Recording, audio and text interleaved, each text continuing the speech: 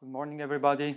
The following residence lecture will be presented by Carmen Portenkirchner. She is a fifth-year resident and she will explain the principle of enhanced recovery after surgery. Carmen, please. Thank you very much for the introduction. Maybe we will hit the 10,000 clicks today. So the topic of today's talk, as you heard, is about enhanced recovery after surgery. First, I will give you a short pathologic review about surgery. Then I will give you an introduction. What is enhanced recovery after surgery? How does it work? We will go through all the components and compare it with the existing literature. And then we will see a short summary. So surgery is not only stress for the surgeon and the anesthesiologist, but also for the patient. It comes due to the surgery. There is a production of stress hormones and inflammatory mediators such as cytokines. The cytokine response has a major impact of metabolism and leads to a catabolism of glycogen, fat, and protein, and leads to a release of glucose, free fatty acids, and amino acids into the circulation. So these substrates are diverted from the normal purpose of action of maintaining peripheral protein mass. Due to this high glucose, the following is the insulin resistance. This is a key element of prolonged recovery and increased morbidity. Despite the developing hyperglycemia, a reduction of muscles and proteins occur. Further, non-insulin sensitive cells increase glucose uptake, and this further leads to infection and cardiovascular problems. This gave the idea for creating the Enhanced Recovery After Surgery program by a society which is made of an international non-profit professional society. The ERAS pathway involves protocols to minimize the stress response to surgery and enables a rapid recovery and retains an anabolic homeostasis. They shift the traditional care to standardized care based on published evidence. They look through all the steps where patients are going through, either preoperatively, intraoperatively, and postoperatively, and try on published evidence to make them better. It's a multimodal, multidisciplinary approach where surgeons, staff, there is an ERAS leader. This is the approach for the care of surgical patients. The ERAS program was the base was of the development of the ERAS was in colorectal surgery, and this still dominates the literature. But the ERAS pathway also finds its ways in pancreatic surgery, liver, gastric, and even there are ERAS protocols for transplantation, liver and kidney transplantation. But not only for abdominal surgery, but also for gynecology, urology, heart surgery, and orthopedic surgery, the ERAS protocols are used.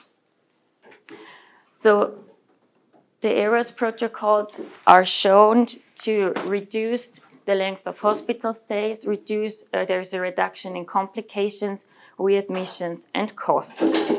So the implementation of the ERAS patient care and principle of process improvement has improved the outcomes. So the role of the ERAS in several surgical disciplines was reviewed, and it was well established, as we already heard, in several clinics in colorectal surgery, but also in gastric surgery and in liver surgery, there is shown some benefits. In pancreatic surgery, there is still a need for large-scale, multi-center randomized trials. Now I have a question for my residents. Maybe some of you have already heard about the ERAS program and know some components. May they either be in the intra, pre, or postoperative course. Maybe some can mention a few steps. Early oral nutrition after surgery. That's one part, that's good. Preoperative carbohydrate loading. Carbohydrate loading, thanks. Maybe one more. Patients have to get up very early after surgery. That's good. So as you can see, there are lots of components which should all be fulfilled in the ERAS program. The preoperative is activation, optimization, prehabilitation, bowel preparation, reduced fasting, and carbohydrate loading.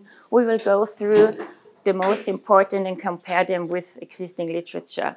Intraoperative, the components are minimal invasive surgical techniques, fluid balance, normothermia, anesthesia, and fast-acting anesthetics. Postoperative, there is postoperative nausea and vomiting prophylaxis and ileus prophylaxis, no tubes, no catheters. We will come to this. So in the preoperative, at the beginning with the preoperative counseling, clear information to the patient has been given before surgery, as this decreases anxiety, facilitates a postoperative recovery, and leads to a better pain control. We now have a look at reduced fasting durations and carbohydrate loading. In the ERAS program, patients can eat 2 hours prior surgery, as there is no evidence to avoid a pulmonary aspiration when patients are not eating 6 hours before surgery. Instead, a long fasting period exacerbates the already increased metabolic stress. Maybe one of our residents can tell us what carbohydrate loading is. It's when you give before the operation some carbohydrate-rich nutrition or over intravenous, and this leads to a maximal filling of the glycogen storage and insulin secretion, which leads post-operative to a reduction of the insulin sensitivity of the cells, and therefore less insulin resistance. Yeah, that's good. Insulin resistance is the key. So in the ERAS program, patients get 2 hours prior to the surgery and beverage, which leads to carbohydrate loading. This improves the nitrogen balance, is known to decrease nausea and ileus, reduce catabolic response to surgery, improves, as you say, the insulin sensitivity postoperatively, and may reduce stress. But in the ERAS protocols, there is no consensus in the regard of type or quality of this beverage, and as this is a difficult to prove factor, in most of the research papers, there is no significant improvement shown in clinical status or in length of hospital stay. But nevertheless, in the ERAS protocol, patients get the carbohydrate loading drink. When it comes to bowel preparation, the ERAS protocol states that it has an adverse physiologic effect. It leads to dehydration, it's a distress for the patient, makes them prolonged ileus after colonic surgery. It has a higher incidence of spillage of the bowel contents and leads to increase of the rate of the postoperative complications. So patient in the ERAS protocol should not be routinely get mechanical bowel preparation. When we compare this to new research in JAMA in 2018, they made a meta-analysis. They looked at 38 clinical trials among 8,500 patients and compared mechanical bowel preparation and oral antibiotics before an elective colorectal surgery, and found that patients which get mechanical bowel preparations and oral antibiotics have the lowest risk of surgical site infections. Whereas when they only compared the group with get mechanical bowel preparation with them who did not, there was no difference shown. There was also no difference in rates of anastomotic leakage, readmissions, and reoperations in this group. Fresh from the press in Lancet in 2019, they compared mechanical and oral antibiotic bowel preparation versus no bowel preparation for elective colectomy. And when patients get mechanical bowel preparation and oral antibiotics, this did not reduce surgical site infections or morbidity. Antibiotic prophylaxis and pre-warming is a part of the ERAS program. Patients get prophylactic antibiotics. They assure the patient that they reserve a normal body temperature preoperatively and intraoperatively, as this reduces wound complications, cardiac complications, bleedings, and transfusion requirements. In the intraoperative course, active warming is also an important point in opioid-sparing techniques by the anesthesiologist. For the surgical technique, it's important they advise to use a minimal invasive surgical approach as possible to reduce complications, speed up the recovery, and lower the pain. Drainage should not be used after an uncomplicated procedure, as it does not lower the risk or severity of an anastomotic leak. And nasogastric decompressions should be avoided, as it may lead to fever, atelectasis, and pneumonia. To drain or not to drain was also the question 2015, and prophylactic drainage in elective surgery. In this study, they did not find a benefit for prophylactic drainage in gastrectomies, in liver resection when there is no biliointestinal anastomosis. In pancreatic resection, this study states that there is a benefit of short-term drainage and only in selected patients. In rectal excision, I will show you the Greco randomized trial published in Annals of Surgery, where they only looked at prophylactic drainage in patients after rectal excision for rectal cancer, and there was no benefit for a drainage. Postoperative, patients should get an oral nutrition, as you already told me, and to support mobilization, energy and protein supply, and reduce starvation-induced insulin resistance. The reduce of a risk of ileus with epidural analgesia in open surgery, avoidance of opiates and fluid overload by the anesthesiologist, no oral laxative usage after surgery should be given. Also, Demartins and his group had a look. They are using the ERAS protocol, and they had a compliance about 70% to all of these points from the ERAS protocol in this study. And they found when there's a compliance of 70% and minimal invasive surgery, they had a significantly lower incidence of postoperative ileus appearance. When can patients be discharged in the ERAS pathway? When they have a solid food diet, when they have bowel movements, when the pain can be controlled orally, when they mobility for self-care, and when they have no complications which require hospital care. Then patients can be discharged. So ERAS is not only beneficial for postoperative stress, but also when we have a look at cost analysis. So here the ERAS protocol was used in gynecologic surgery, and there was a decrease of the cost per patient of $4,300. And this cost reduction continues in 3 years after the implementation. Now you may say, okay, this is a study from Switzerland, of course, we can spare some costs, but also in a Canadian study published in 2016, they had a look at colorectal patients, not gynecology, and they saved up to $5,900 per patient. So how many compliance do they need for the ERAS protocol to see some effects? Maybe it's 50, maybe it's 80, maybe it's 100%. We have already heard 70% is good for ileus prophylactic, but overall it's about 80–85% compliance to the ERAS intervention lead to shorter lengths of hospital stay, lower rate of postoperative complications, and a better tolerance of oral diet. So not everything has to be fulfilled, but about 80%. So to sum it up, the ERAS enhanced recovery after surgery is a multimodal, multidisciplinary approach. The traditional patient care is changed to a standardized care where every step is standardized and not all components have to be fulfilled, about 80%. I think enhanced recovery after surgery program is good when used in elective and frequent performed surgeries and cannot be routinely used in all surgeries. For emergency surgeries, there's already an ERAS program for emergency surgeries. Not publishing the data quite yet, and of course it's not good for out-of-the-box cases. Thank you very much. Thank you very much. Very important topic, difficult to cover in this short time. I mean, the idea is relatively simple. For years and years, there was a lot of dogma. Patient has to stay in bed for 5 days after cholecystectomy and these kind of things. And we learn that many of those were not only useless and cost money, but they hurt patients. And in the early stage was not called ERAS, was CareMap. We did here some study. Markus Müller was one of the first one who published a study when we were just trying to show that if you standardize things, CareMap before, you have some plan, then you save a lot.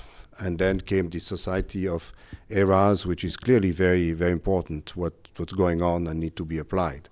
Now, you show a main issue is indeed the compliance. Many people or centers claim they have the ERAS, And when you look at it, this is on the paper, but it's not followed for different reasons. So the ERAS Society and if you really want to go into that, you need ERAS nurse. You need someone in the center who makes sure that this is compliant. It does not work otherwise. If it depends on the resident, the whatever, chef arts, it will always find a reason to escape the ERAS. And I must admit here, when sometime ago we see the lab that we do, are not ERAS really often compliant. We just do and go for that. It needs some resources in order to really apply this. So this is new, relatively new, now there's some years. They have this society, and I think it's very important to have data, as you have shown, so coming to say what we do. I mean, to not to put an NG tube in a Whipple several years ago would have been considered as a crime. You could have lost your job. Today, no one has an NG tube. So I think we need really encourage also this publication, randomized trial to see in colorectal. There's many things that were done that are not necessary. A bowel preparation is not very nice for the patients. And if you can avoid that and show it's even better, I think that's what we need to sort out from this. So my question is to ours that we should really here be more adherent to the ERAS. But we have care map, but we're not, and we don't have a nurse, as far as I know here, that has ERAS dedicated. No? So I don't have specific questions, but maybe the colorectal team or whatever want to make a comment. Excellent presentation, very nicely put together. A comment about mechanical and oral antibiotic bowel preparation. That's a hot topic, and has been a hot topic over the past years. And when looking back, patients were either treated with mechanical bowel prep whenever they would get any type of colonic or rectal resection, and that's been the standard of care for many years. And then this pendulum has swung over to never giving any mechanical bowel prep, and that's been advocated about 8 to 10 years ago.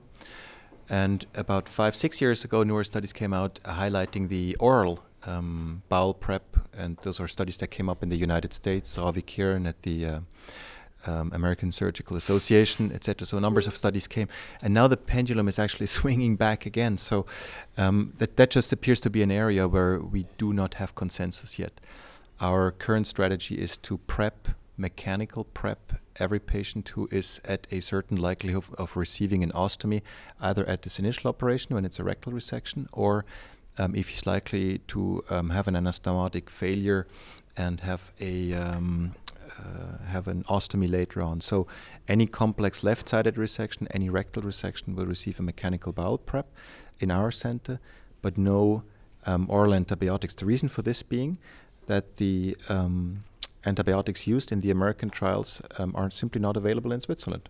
It's neomycin, which is not being sold in Switzerland. So that is one of the reasons why actually almost no hospital in Switzerland are using oral antibiotic bowel preparation before surgery. So I think that's a topic of debate. Many others for colorectal resections, I would fully agree, like early removal of catheters, no NG tubes, early ambulation, early feeding. All this, I think, should be standard whether you have an ERAS nurse or not. I don't have any specific question, but those are my comments to make to this topic. Thank you very much again. Only one comment to what you said. The interesting thing is about bowel preparation. There is no randomized control study comparing mechanical bowel preparation with giving oral antibiotics to no bowel preparation. There are randomized control studies comparing with or without antibiotics. So I think this is a topic which has to be followed and concerned using the bowel preparation, yes or no? I don't know, just to mention, she showed the randomized trial in the Lancet published this year? Yes, but this was a comparison of bowel preparation with or without antibiotics. And the comparison with mechanical bowel preparation with antibiotics with no bowel preparation, there is no randomized controlled studies so far. It is also the topic of drains. I mean, in the HPB, we discussed that actively. There is some data. In fact, Professor Petrovsky did meta-analysis several years ago. It was published in Annals of Surgery, which was one of the inaugural papers suggesting that drain are bad in many situations. Then we are coming back. Pancreas surgery is also an example where we should or not. There is a few randomized trial, yet most of us will put drain because it may save life in some difficult situation. There's an upcoming paper in liver surgery that will show that, in fact, in liver resection, at least not the major one, drain may hurt. So I think, indeed, we are going less and less in the direction of drain. But that also to do with quality of surgery. Maybe 20 years ago, there were many more problems and leaks, etc. And today, with the new techniques, tapers, etc., the leak are less. And so maybe something that we adjust with quality of surgery in some way. Is there any other comment? Okay. All right. Thank you. Thank you.